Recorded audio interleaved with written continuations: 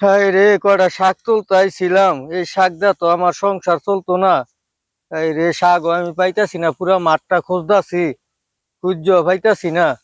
শাক মাগও পাইতাছি না। কি করমু? কি নিলে ঘরের ভিতরে চলবো? সংসারটা চলার অভাব হইতাছি না। কি তরকারি দা খামু, কি আসে বিষয়? আই রে, পাপ্পা পাইছি রে, কার জানি ওগা গাছ লাগাইছে, পাপ্পাটা পাইছি রে, পাপ্পাটা পাইছি।